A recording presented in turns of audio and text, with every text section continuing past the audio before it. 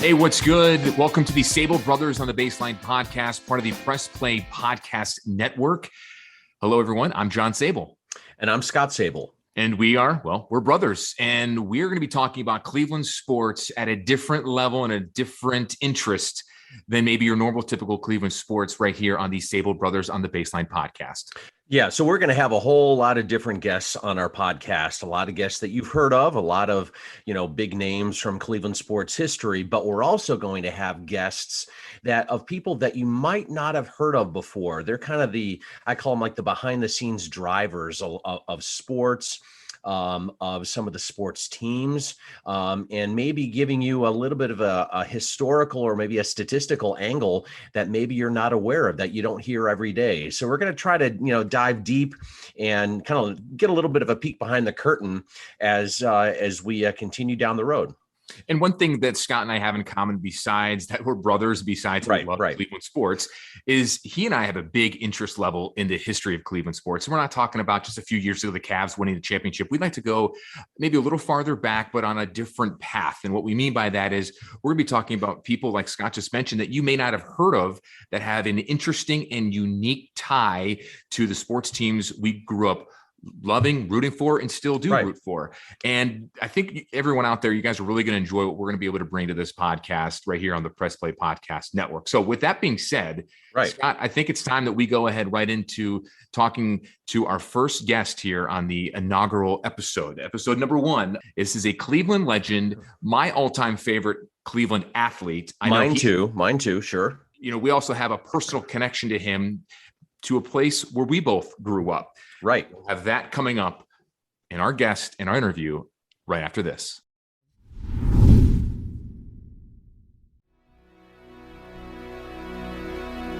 Hey everybody, it's Sam Amico from Cavs on the Break NBA podcast. Be sure to give us a listen for all your Cleveland Cavaliers recaps, analysis, breakdowns, draft talk, free agency. The list goes on and on. Give us a listen, Cavs on the Break NBA podcast. Hi, my name is Jeremy Powell, co-host of the Oranges, Oranger, Browns podcast. Check us out anywhere you listen to podcasts. For all your Browns coverage, post-game, pre-game, anything you need Browns, you'll find it here on the Oranges, Oranger, Browns podcast.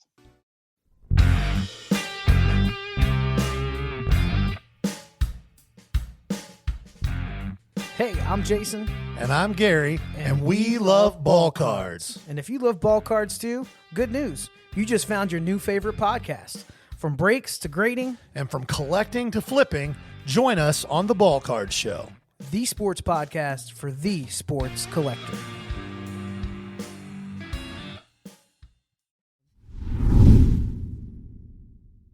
All right, we're back here on the Press Play Podcast Network. John Sabol alongside Scott Sabol on the Brothers on the Baseline podcast. And we are joined with a former Cleveland Cavalier great that Scott and I grew up watching, one of our favorite athletes of all time. His number's retired in the rafters at Rocket Mortgage Fieldhouse, number 25, Mark Price. Mark, thank you so much for taking your time out of your busy day today. Oh, pleasure, guys. Pleasure. Mark, how are you doing? How's everything going with the family over the last year and a half with COVID? Are you guys hanging in there? Have you guys stayed healthy? Yeah, we've been blessed. We've all caught COVID, but, it hadn't been a problem. Everybody's healthy now and doing well. Of course, all the kids, we're empty nesters now with our baby just is about to graduate college. So, it's amazing how quick it goes by. But, everybody's doing well. My two daughters are both married already. And my oldest son's 26 and my youngest is 22. So it's amazing how time flies. Absolutely. I remember growing up in Hudson, and I know you don't remember this, but I remember running into you at Apple's, which was the grocery store in Hudson. And right. I think you might have had your oldest, who might have been an infant at the time. I mean, I'm thinking, man, that was that long ago. Yeah. My first 3 were born while I was playing, with the Cavs. And so I'm sure that, our first one and living in Hudson, after first couple of years living in an apartment, but finally bought a house in Hudson there, and we loved Hudson. It was a great town, and of course convenient to Richfield. There's about 15 minutes door to door for me to get to the games, so that was a great spot. Right, driving right down 303 right through Peninsula, and you were right there. Yep. Yeah, it's funny, Mark. We knew the neighborhood you lived in because growing up, we had kids that would always, and classmates of ours, always would go trick or treating in your neighborhood and Brad Doherty's neighborhood, which wasn't too far away. So we always had an idea. But we grew up right. I don't know if you remember where that Apple's grocery store that Scott was talking about. It was on the border of Hudson and Stowe, and our parents lived and still do live right across from that old shopping center there on the border on Norton Road. So I remember it well. Yeah, crazy small time, small world, really. So, Mark, what are you up to these days? I know a lot of Cavs fans are curious to what you're doing. Yeah, I'm actually, we just moved back to the Atlanta area. We've been in Charlotte for the last 7 years. I've been coaching up until about the last year. Coached, at the NBA level for 8-9 years. Coached college for a few years, and I'm kind of in transition right at the moment. Just kind of, seeing what's next. Now that COVID's kind of calming down a little bit. Hopefully things will get more back to normal, and we'll see what opportunities are out there. But right now I'm just kind of a free agent and kind of seeing what's next. Well, before we get into your Cavalier days, let's talk about your past growing up in Oklahoma. Now, your dad was a college basketball coach. He coached you and your brothers growing up and had a big influence on your life on and off the court. Did you ever feel pressured, walking in your dad's footsteps? Did he ever pressure you into going into basketball, or did he let you guys kind of pick your own route? No, my dad, he was always there to help. My dad was a coach, as you mentioned, most of my life growing up. And, it's funny that you mentioned that, because yesterday actually was the day that 21 years ago that my father passed away.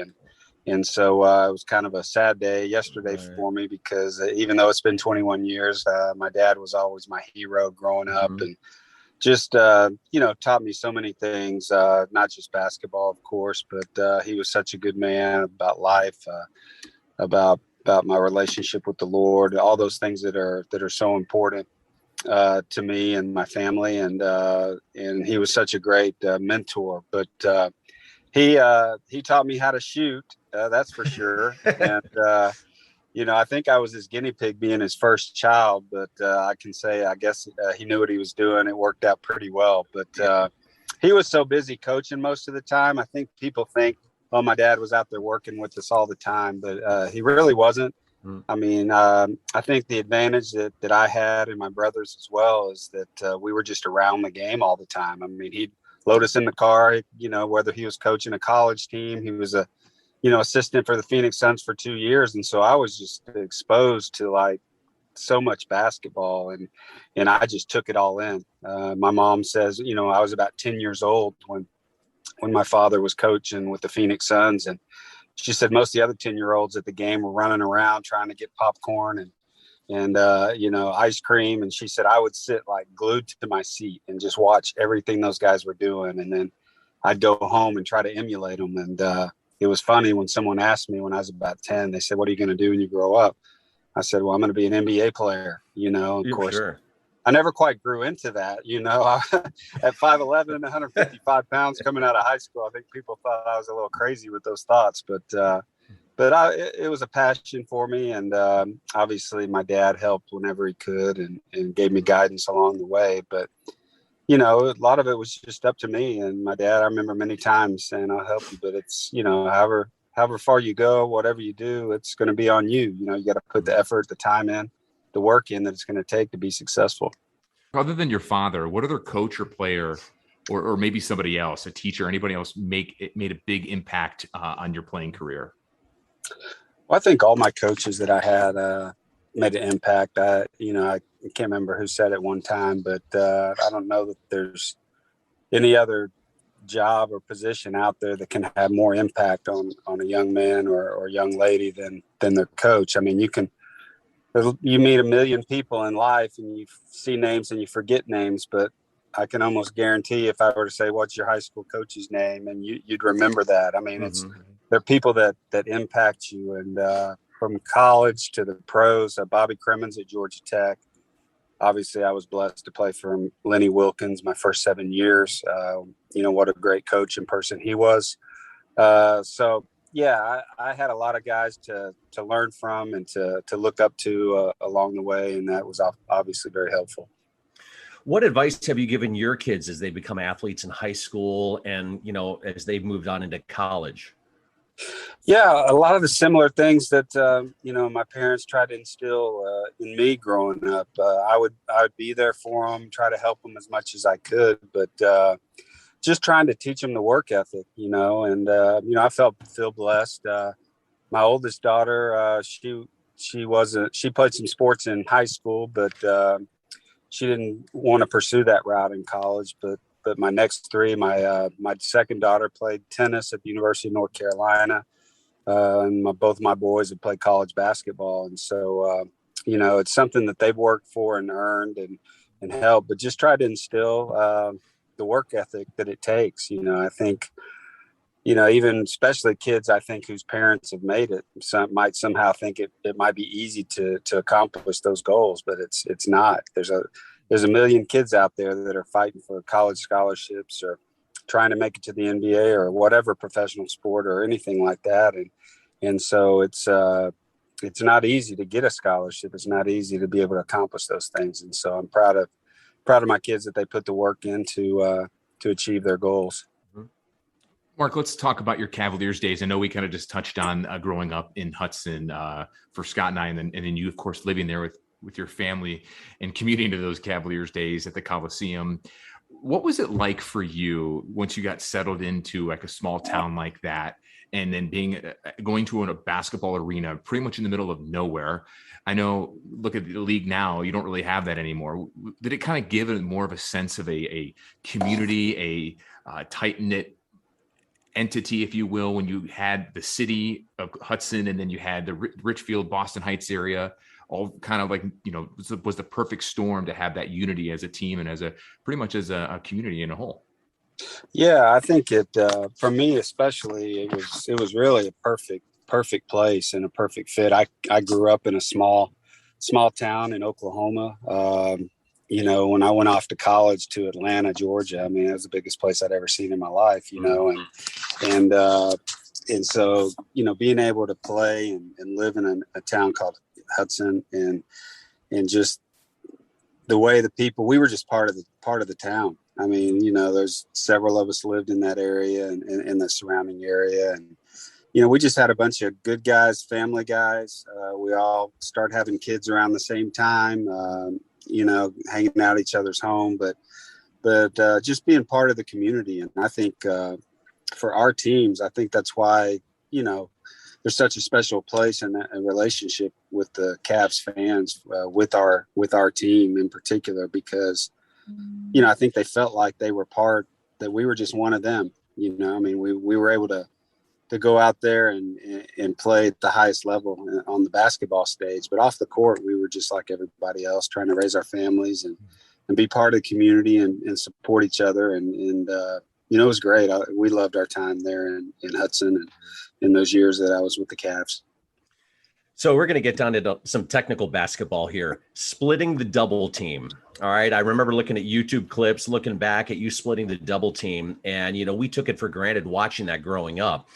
But it seemed like you revolutionized that back in the day. When did you learn this? When did you perfect it? Was it in high school, college? Did it come just organically? How did you do it?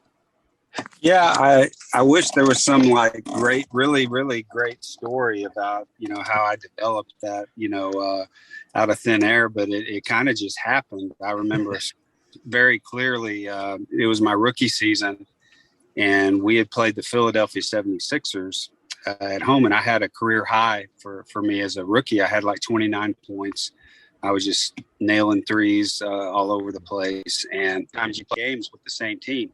And so we went on the next day, we flew back to Philly and played the Sixers the next night. So, of course, when I got in the game, I was coming off the bench at that time in my career.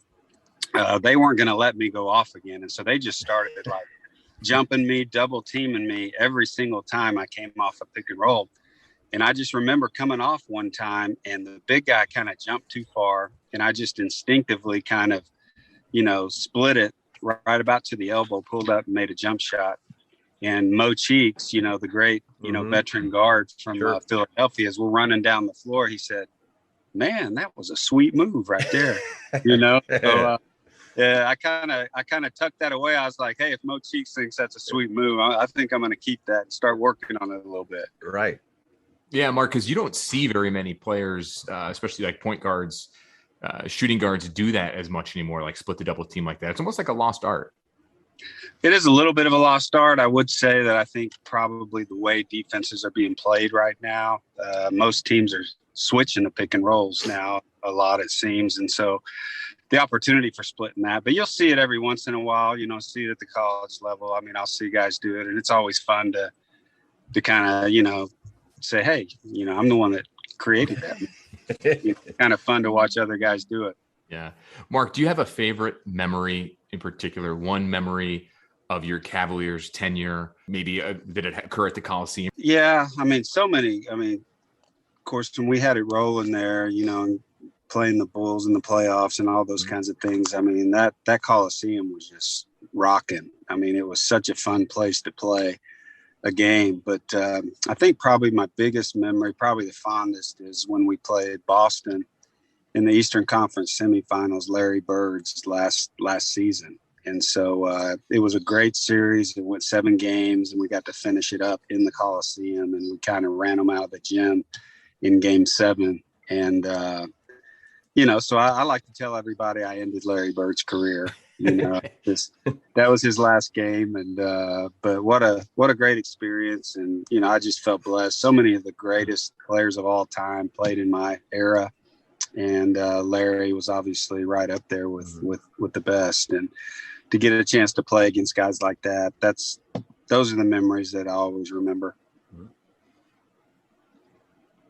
What was the most gut-wrenching loss in your career? Was it Jordan's shot? We always think about that because that's always played all the time on ESPN. Or was there some other moment in your career that maybe we're not aware of that might, at least when you look back with everybody else, might take a backseat to Jordan's shot? Was there something that just sticks out in your mind when you watch a game that's like, man, I wish I could have that back? Yeah, I think no doubt it was, there was so much that went into that series that Jordan beat us with the last shot. And most people don't realize that we had beaten the Bulls like 6 times that season. Mm-hmm. We were 6-0 against them. We were the far better team. And unfortunately, sometimes going into playoffs, it's not how good you are, it's how healthy you are. Yeah.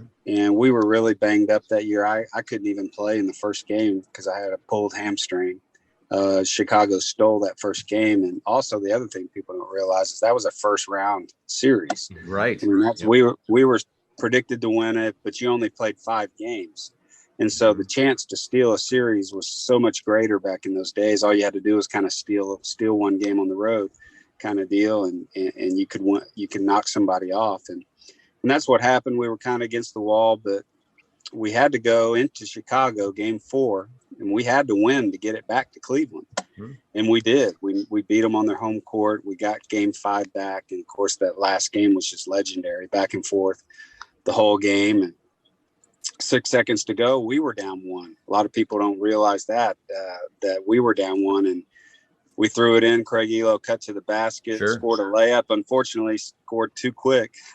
There were still 3 seconds left on the clock. And then, of course, Michael hit that shot. But, yeah, it was gut-wrenching. I think more than anything else is because, 1, we knew we were the better team, but 2, we just weren't healthy, and it was disappointing because if we get past the Bulls, we felt like we had a legit chance at competing for it that year.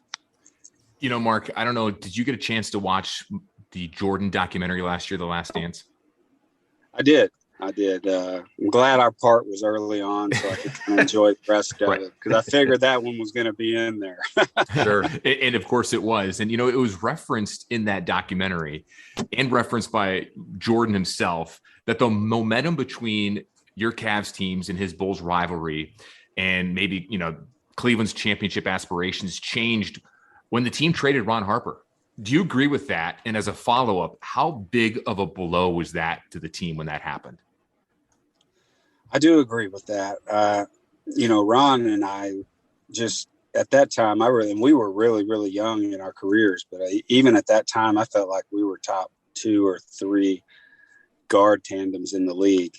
Plus you had Craig Elo coming off the bench. I mean, we had just such a great roster. I mean, Ron was such a good fit for me, and the way we played together, and Ron's ability to kind of slash. And yeah, Jordan was going to get his 30, but Ron was going to get 20 to 25, and Michael was going to have to guard somebody. And so, that made it tougher for Chicago. And yeah, it was disappointing. I still to this day don't really know. I never asked a lot of questions once it happened, because it happened so quickly. It was different times. You didn't have social media and guys scooping stories here and there. So, I mean, when I found out about the trade, probably like you guys did on the news or whatever. And so it was obviously disappointing. And I talk to Ron all the time, and it's funny because, Ron will tell you, I mean, his favorite team was our Cavs team, even though he won championships with the Bulls and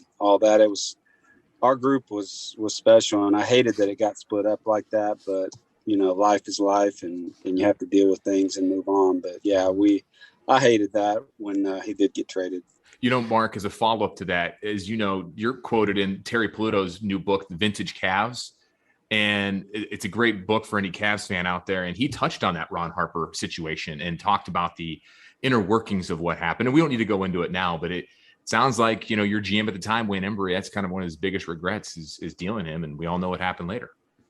Yeah. And I mean, it's so, it's always easy to second guess, what people do. And, Wayne was such a great general manager. I have great respect for him. And, they had their reasons,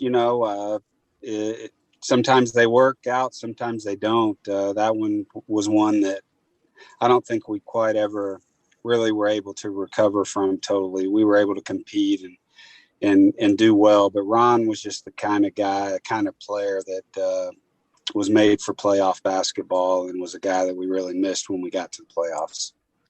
So, Mark, players often talk about going out on the top of their game. You hear it all the time. Was there a time or a moment in your career when you knew it was time to hang it up, or did it happen gradually?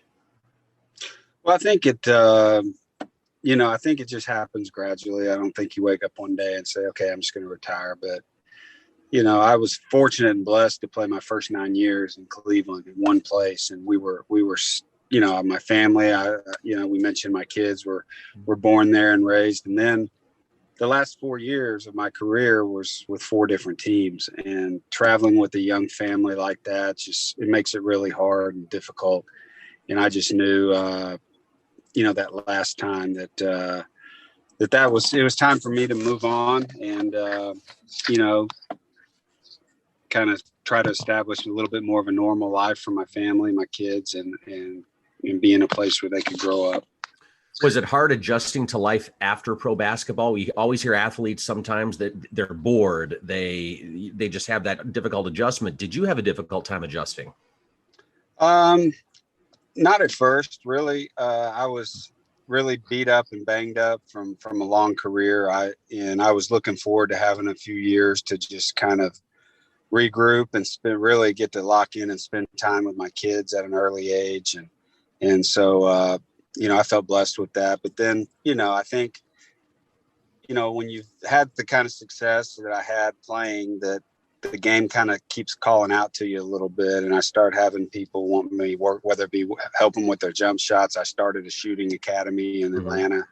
An NBA team started sending players to me. I was doing well, but then the next step was teams wanted me year round to work with them. And that kind of led right into the coaching thing. And so it took me a while to jump back in with both feet that way, just because I didn't want to, I just knew what a grind it is and what a commitment it is. And at that point in time, I didn't want to sacrifice that for my family. But as my kids started getting older and, kind of just kept moving toward eventually, getting back into the basketball full time. And so I took my time with it, jumping back in, but I'm glad the way that I did, because I wouldn't have missed that chance with my kids for anything.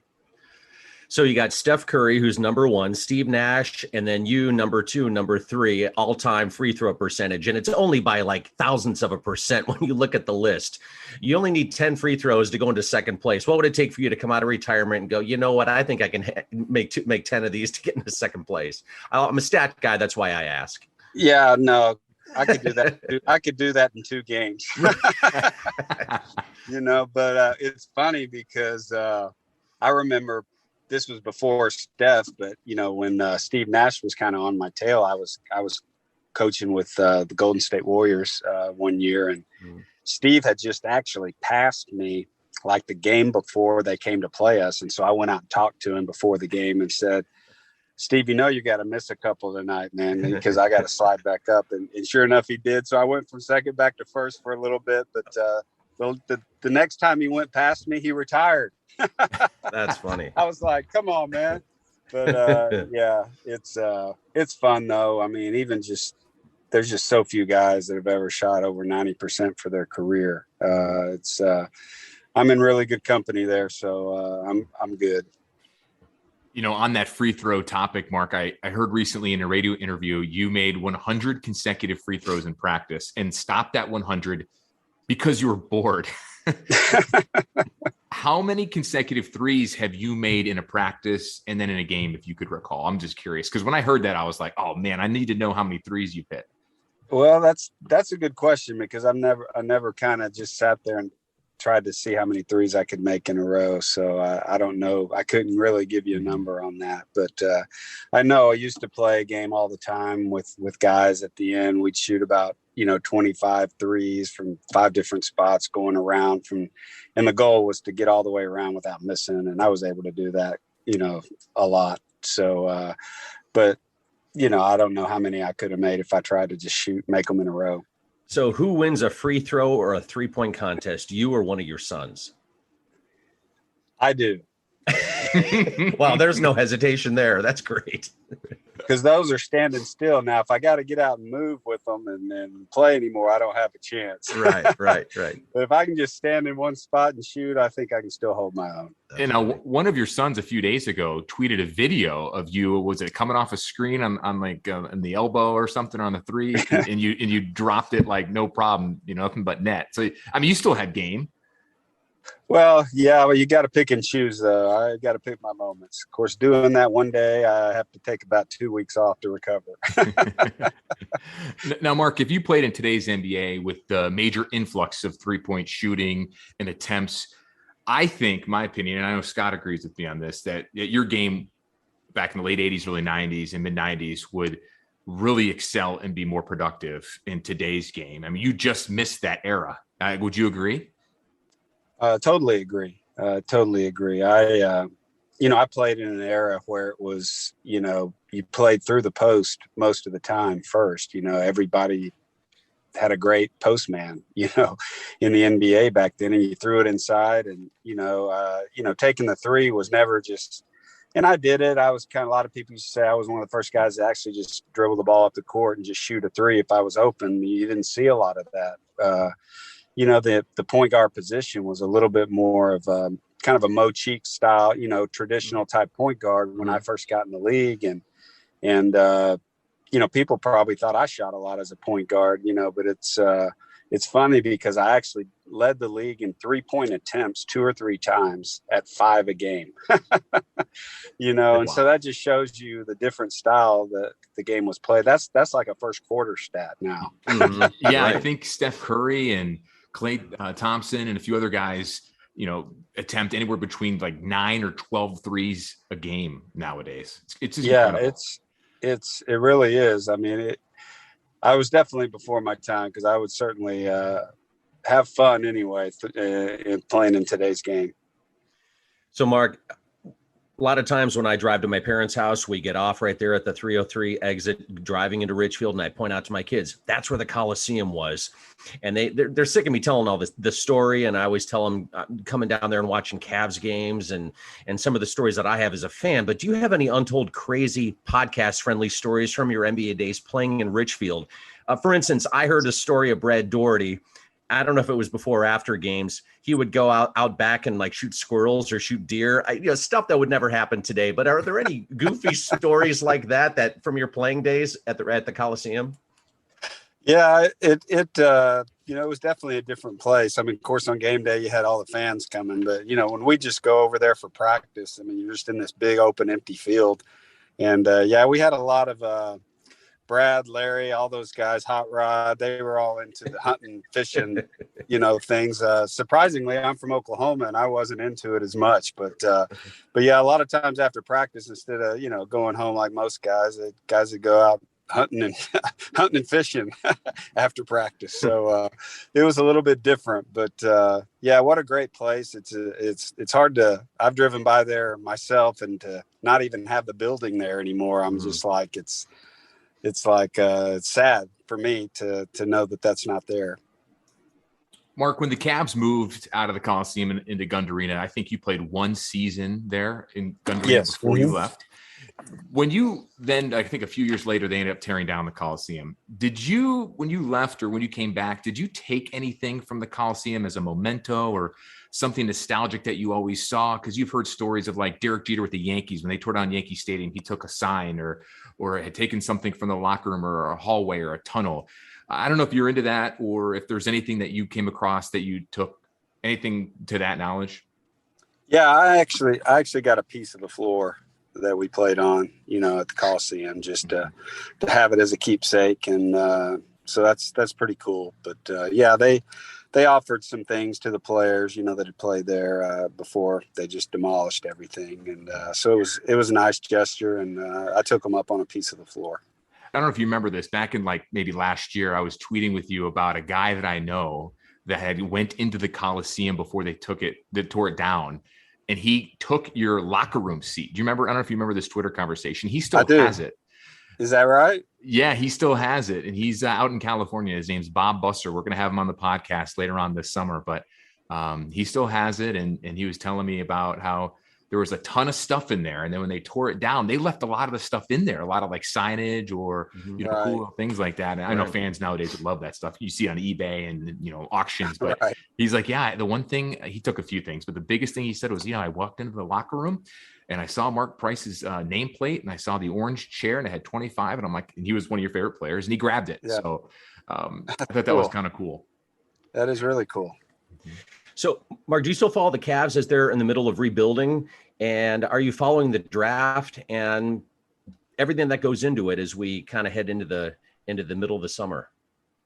I do keep up with the Cavs as best I can, and obviously, my heart's always going to be with the Cavalier organization, and so I pull for them. And it's been, I'm sure like everybody else, it's been a little hard to watch the last few years, but hopefully they'll get a good player this year and can turn the corner. I think they got some good young pieces, but they just haven't been able to turn the corner quite yet. So hopefully that can happen. Are there any prospects that you see, Mark, that the Cavs would like to take at 3? I mean, there's a lot of them there, but any ones that you think that they would like more than others, or a specific guy that may or may not be perfect? Yeah, I think the challenge is, they've had pretty high draft picks the last couple of years, and they kind of the last few have gotten a lot of guards, and it seems like some of the better players in this year's draft are guards. And so it'll be interesting to see what they do if they try to make some moves and take a guard or use that pick to try to get a really good player at another position to come in. I think they've got to fill out the roster overall. It's got to be filled out better than what it is right now. Like I said, I think they got some good young guards, but they really do need to add a couple veteran pieces, guys that just know how to play, that can, because you watch, I mean, the Eastern Conference, I mean, the Atlanta Hawks were in the Eastern Conference Finals this year. So, I mean, it's not like the East used to be when I played. It's like, you can add the right couple of pieces, and I think you can make a big move in the Eastern Conference pretty quickly.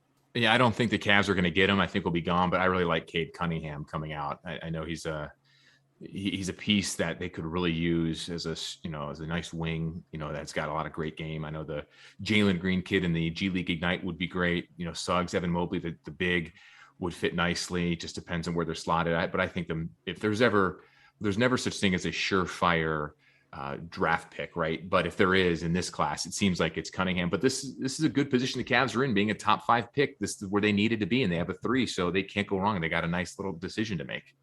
Yeah, for sure. And I think this is probably the year they gotta get it right, because they can't, you can't miss on a number 3 pick. It's got to be a guy that can be somewhat of a franchise player for you. If you keep the pick, I'm quite familiar with Cade Cunningham, being from Oklahoma. So, he's obviously a very good player, but with his size and, can play multiple positions out there on the floor. He reminds me in some sense of a Ben Simmons type of talent. I think he's obviously a better shooter than Simmons, but with that size, able to handle the ball, you can play him at a lot of different positions. So, Mark, it's interesting. You're kind of breaking down the players here, and you've been an assistant coach and a shooting coach in the NBA for a variety of years in different teams. Could you ever see yourself maybe either becoming a head coach or get out of coaching and going straight into a front office of a team? Yeah, I think, I love the game. I feel like I have a lot to offer. If the right opportunity presented itself, I certainly would be interested in those opportunities. But, it's, which side, I've always really been partial to the development side of things. I love working with players. I love trying to help them get better, being hands-on that way. But the other side's intriguing as well, getting a chance to try to put pieces together, form a team. I'm into that as well because I was part of that. We had a special unit of guys that came in, all the pieces fit together, and they show what kind of success you can have when that happens. But so both sides of it are intriguing, but we'll see what opportunities present themselves down the road. So, Mark, one question about the Cavs, and then we're going to have some rapid fire, just general questions for you. Do you still keep track and still keep in contact with a lot of Cavs players, especially since the Cavs won the title a few years back? I do keep the guys I played with, Brad, Larry, Craig, all those guys I'm extremely close with. We stay in contact all the time. And so obviously for all of us, it was fun to get to see the Cavs win a championship a few years ago. And you just feel that you were part of that foundation that was laid to get to that point. And so it was fun to watch that. You still felt like we were a part, but it's, we like, we're the old guys. We like getting on and talking and complaining about the young guys, and, how, old school versus new school, sure, and all that kind of stuff. But it's a lot of fun, good banter. It was really fun a year or so ago when they brought all of us back for the 50th anniversary for the Cavs. It was so much fun getting to just see everybody and hang out together for a couple of days. And it was a blast. Before we go in the rapid fire, I have a follow-up to that because you talk about being the old guys. Mark, was it weird to you to see a few years ago when Steph Curry came in the league, because you played with Del Curry, his father with the Cavs, and Steph was born in Akron. And then, of course, Larry Nance Jr., born right there, went to Revere High School, and now he's playing for the Cavs. Is it kind of weird to be that former player, to see the kids when they were just little babies and then maybe around practice, dribbling the ball a little bit, now playing in the NBA? And I'm sure we can come up with other examples, but those are the first two that have some type of Cleveland or Cavs connection, obviously, connection to you that come to mind. Yeah. It's really fun getting to watch. Like I said, we all were so close knit group. I remember when Steph was like 2 and Dell would bring him to practice from time to time. And so, Larry Jr. as well, and those guys. And so it's just, it's fun to get to see them, step into their father's shoes, get a chance. And, Larry in particular playing for the Cavs. I know, I talk to Larry Sr. all the time, and that's just a super thrill for him, just that he's playing in his backyard and he can go watch him play every night. All right, Mark. So we got your rapid fire, real basic questions. You ready? I'm ready.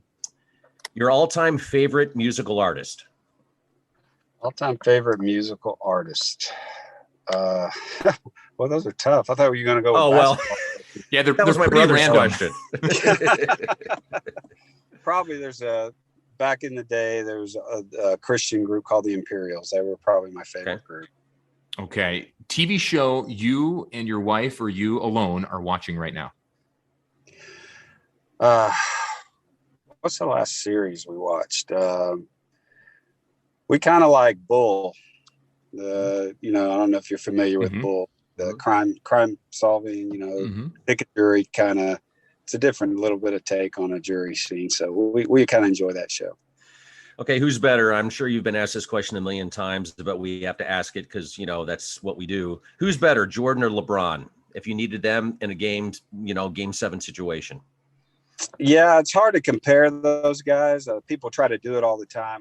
They were two totally different type players. But if you got to win one game and you got to have a guy make one shot, I got to go with Jordan. But would you say he's the overall better player than LeBron? Not necessarily. LeBron may be an overall better basketball player, but just pure scoring, pure will to win, you want to get a ring, got to go with Michael. Okay. I had to get that clarified because I was curious to know your answer. All right. If you're building an NBA team right now at this moment here on July 8th of this recording, who are a couple players, maybe one in particular, that are in the NBA at their current age and skill set that you would like to build around? There's a lot of good young players in the league right now, but I think some of the easy ones are Giannis, Milwaukee. He's the guy you can win around. And then I really love the both two guys in Phoenix, Ayton and Booker. Those are two guys I really, really enjoy watching play. And so, the kid here in Atlanta, Trae Young, is turned out to be a fabulous little player. And so there's a lot of really good guys, and I think that's the key. Obviously, you hate to pass on Steph as well out there at Golden State. He's still even quote unquote older guy, still lighting it up. But there's a lot of fun players out there that you could build around. Favorite sports team you root for in any league, any sport?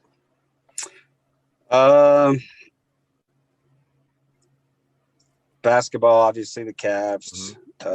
My college team, Georgia Tech. NFL, that's a hard one for me. I grew up a diehard Dallas Cowboys fan, but so when I played in Cleveland, I fell in love with the Browns, and so I pull for both of those. And to be honest, I don't follow baseball much. So, other than the Richfield Coliseum, which we've talked extensively about, what was your favorite venue or arena you played in the NBA? No doubt the Boston Garden, the old Boston Garden. And I was fortunate enough to get to play in all the old East Coast arenas, the Spectrum in Philly, old Chicago Stadium. Those places were just had such history, and old Madison Square Garden as well. So all those places were fun, but if I had to pick one, it would have been the Boston Garden. For you, toughest player to guard? Toughest player to guard. Probably a guy that we had many, many battles with over the years, Isaiah Thomas with the Pistons. We went at it. He was a great player, and he was tough to guard. So I guess this kind of answers that question too. Besides Jordan, the one player you dreaded playing against, that would probably be Isaiah Thomas, or would that be somebody else? No, I wouldn't say I dreaded. I actually kind of looked forward to those matchups. You had to bring your A game, and there wasn't really a guy I dreaded playing against. I loved the competition. I loved going out, competing. It didn't really matter who it was or where it was. I loved getting a chance to go out and see what I could do. So how about your favorite version or least favorite Cavs uniform version you wore? From the Cavs V with the little net to what you finished out in? Yeah, I love the old, the blue and orange combo after my first year. The one I hated the most was probably my rookie year road uniforms. They were just a bright orange. Those are fan favorites, though. You felt like a pumpkin running out there on the Yeah, and so, but definitely my favorite were the years we had the blue, the royal blue with the orange numbers. A quick follow up on the jersey question, Mark. Out of all the jerseys that you've worn in every team, including the Cavs, do you still have those jerseys, warm ups, and shorts? I do. I have all my uniforms. Very cool. Okay, I can't fit in my college ones anymore for some reason, but. All right, favorite restaurant in the Cleveland, Akron, Hudson area that you love to eat, either was by yourself or with your teammates, or maybe with your family, with the kids when they were a lot younger? Yeah, I don't think it's there anymore, but when we played at the Richfield Coliseum, there was a place called the Tavern of Richfield, and used to go there after games many a time. It was a great restaurant. I loved going there, and they had great ownership there, and it was fun. Did you go to Whitey's a lot? I did go to Whitey's. Yeah. If I wanted a burger, I'd head over to Whitey's. Nice. And finally, your favorite Browns or Indians player you met during your time in Cleveland? Yeah. Kenny Lofton with the Indians, and Bernie Kosar. Two solid picks right there. Well, Mark, we want to thank you very much for joining us on the podcast. I know it took, 45 minutes of your time today, but it's an honor and a pleasure to talk to you and to recap the old days and kind of get your perspective on what's going on in your life and the world and basketball in general. So we want to thank you very much for joining us. It's my pleasure, guys. I appreciate you having me on. Good luck with the podcast moving forward, and all the best. Mark, thanks so much. We'll look forward to talking to you again soon down the road, if that's okay. And again, we really appreciate you being our first guest. We couldn't have picked a better person and a better player that Scott and I really loved watching growing up than you. So thank you so much.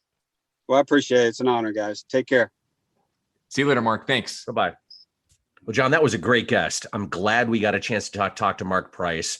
As fans, it was something we've always wanted to do. And he gave us the perspective that we wanted, especially that local perspective growing up in Hudson. And what I found interesting about all of this was that, and it kind of hits close to home too, is that he said, you know what, it was nice driving to work, living in Hudson, driving down 303 through Peninsula, and you're at the Coliseum in 15 minutes. It reminded him of growing up in Oklahoma. That was an interesting kind of a warmth to that story. Yeah, absolutely. And I'd love to hear that because you and I can relate to that. I remember, Scott, as a kid with you, going to Cavs games at the Coliseum and taking that same drive that he did, leaving Hudson, going on 303, you passed the Winking Lizard, one of our favorite places that you and I still go to. Sure. And then going through there, the nice scenic drive, and then boom, the Coliseum just pops out of a prairie, if you will. I mean, it was nicknamed the place on a prairie. Right. I'll never forget real quick. And it was in the winter, my first Cavs game, and it would have been like 1984, 85, a long time ago. And I remember before you go into the Valley and Peninsula, you're at the top of the hill. And in the winter, there's no leaves on the trees. And you could actually see the lights from the Coliseum on the top of the hill on the other side. And as a kid, I'm like, whoa, what is that? And it's like, my dad's like, oh, that's the Coliseum. We're going there. That's the drive that we all remember. Yeah. And it was like the anticipation as a kid. You see it, you do see those lights. It's funny because I remember that too. And then you pull into the parking lot and then you see this concrete structure right there. And it's like, and then you walk in and it's funny.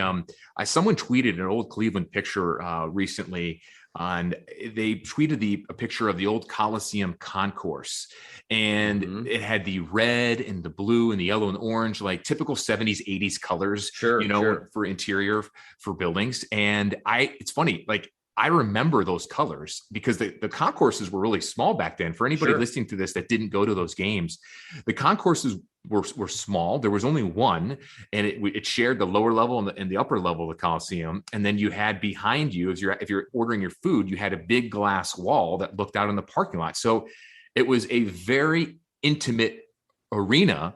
And when I look back at my early years as a kid, going to Cavs games with you and going to Cavs games with Dad, like that's what I remember. Like some of my earliest memories, of course, playing sports with you in the backyard and Dad and family vacations and things like that were at the Coliseum. That was the first sports venue and those first Cavs teams in the late 80s, early 90s and mid 90s that I fell in love with. So, when we were talking about launching this podcast, and I'm like, Scott, we've got to get Mark Price. I mean, that was our guy. And I'm really glad that we got him on there. And it also was nostalgic for us because he made that same drive, lived in Hudson, lived very close to where we grew up. The other funny thing, the cool thing I liked to hear from him, which was kind of surprising that people may not have known. Mark Price played in an era with some all-time great NBA players. They all know about Bird and they all know about Jordan. A very physical game back then, and too. A very physical game back then, absolutely. And he played with Charles Barkley and then those other Piston teams that were really tough and physical, but including an Isaiah Thomas player, which I was kind of surprised when he said a player that was tough to guard or a player that he looked forward to going up against. So to me, when I heard that, and I kind of reference back to those the Last Dance episodes of the Jordan documentary that came out last year, and that was a big section of that documentary. It was talking about the Cavs and the Pistons and how good they were and how good Isaiah Thomas was. And when we think back at the all-time great point guards, in my opinion, he kind of gets lost a little bit in terms of the all-time greats. And so to have Mark come on there and to talk about that, and he was 100% right. And I know his prime was a little bit before my time, but knowing the game and watching clips and hearing interviews, that was pretty cool to hear. And it's interesting because, and one thing we didn't ask him, and we probably should have in retrospect, was talking about playing on the Dream Team, the second Dream Team. Yeah. The 1994 Dream Team, which was still packed with a lot of talent back. I think it was at 94, 1995, 94. Yeah. That was a real interesting time too, and as a coach myself and watching my son and daughter go up through the ranks now that they're, my son's almost he'll be a junior in high school. My daughter's in 8th grade, and watching the changing landscape of youth sports over the last 15, 20 years, where everybody wants their kid to be the number one draft pick, and the push, and parents who push their kids tremendously. Yeah. It was fun and interesting and refreshing to hear Mark talk about how his dad, who was a coach, a lot of people don't remember that or realize that. And his dad really didn't push them. He was around it, and he liked to just sit there and absorb all this basketball around him. He mentioned his dad was on the road. His dad wasn't coaching him 24/7. So he wanted it. It wasn't that his dad or his mom wanted it for him. He wanted it. And I think that's a lesson for all of us parents. Absolutely. And it's great that he said that. And for you to relate to that with having 2 kids and have coached them as they've grown up. Right. You're the same way with your kids and how that it works. And, it is refreshing to hear that, because I didn't know his dad was an assistant coach in the NBA. I knew he coached. I didn't either. That was really cool. And to hear how he wasn't pressured to play or follow in his footsteps, and how his mom would always tell him, like, yeah, kids were running around eating food. You were there wanting to watch and wanting to play, and you put the effort in. And so, it just goes to show what his father did for him, right, in terms of developing him, or not really developing, but coaching him as Mark had his own interest into it, is such an old school mentality that I think, unfortunately, and this better than I do, is kind of lost in the everyday pressures of youth sports. It is. It really is. One thing, and this is, talking with, professional athletes, John, and you've talked to a bunch of them, especially athletes that have retired, there's still an edge to them. You talk, I remember meeting, it was Cal Ripken about 10 years ago. And, he hasn't played in 20 years, but you talk to him, and physically they can't do it anymore. But mentally, there's this edge that that if physically they could go out there and play, they could play. I kind of sensed that a little bit with Mark when I was talking to him. I think we asked him the question, especially with his sons playing college ball, who would win a 3-point contest? And without skipping a beat, he goes, "Oh, I would." He goes, "As long as we're not moving, I could just do." I'm like, "Ooh, okay." That's, he still has that confidence. And that edge. And I think that's really cool too, because as a player and an athlete, and you and I played sports, you have to have that. And right. And to have someone at Mark Price's skill level and, his legendary status with the Cavs, but also with his accomplishments. And now that he's older, to still have that, or maybe you could sense it, like you said, is fun to see and hear, especially when you're talking about, playing against your kids. And his 2 sons, one of his sons played at TCU and then UNC Charlotte, where Mark was eventually a head coach there at one time. And then his other son played at Liberty. And I think he just transferred to a different school in Tennessee. Correct. So they are very, it's a gifted family in terms of playing sports. And his daughters played as well. I think one of his other daughters played at tennis at North Carolina. So, it's good to hear that. And a lot of these athletes, like you're right, though, they have a competitive edge, and when they get older, it's fun to see them not lose it. And it could be just not in sports. It could be playing cards or playing ping pong in the basement. Exactly. Exactly. So that was a really cool thing to see too. And, the other thing I love to hear what he was talking about for us too, is when he went back and talked about, the glory years of the Cavs and talked about the transition from the Coliseum to the Gund Arena days, which was all but 1 year. People forget he only played in, which is now the Rocket Mortgage Fieldhouse. Right. Only played 1 year before he was traded. And, and the other part of that is that he still keeps in contact with all those guys. And when he mentioned that will be 2 years ago, when the Cavaliers brought the team, parts of those team and his teammates back for the 50th anniversary, I remember seeing it and seeing the little, specials that they had with them. And you had Craig Elo and Larry Nance and Brad Daugherty and a few other guys there. And It was cool to see them together. Lenny Wilkins was still there. Of course, Hot Rod Williams was not there. He had passed away a few years ago. Sure. And he was very close with Hot Rod. But you don't see that very much these days, having a tight-knit team that had been together and been through so much, still, keep in touch on a regular basis. Right. Well, John, this was fun. This was a really cool episode. I'm glad we got a chance to talk to him. And I guarantee you our next couple of episodes that we have lined up, people are really going to enjoy it. We're not going to spoil it yet, but people are really going to enjoy it. So stay tuned to the next couple of podcasts. We'll have more information on that coming up very soon. We are looking forward to keep this ball rolling, and we will have some interesting people coming up that I think everyone here will love right here on the Sabol Brothers on the Baseline podcast, all part of the Press Play Podcast Network.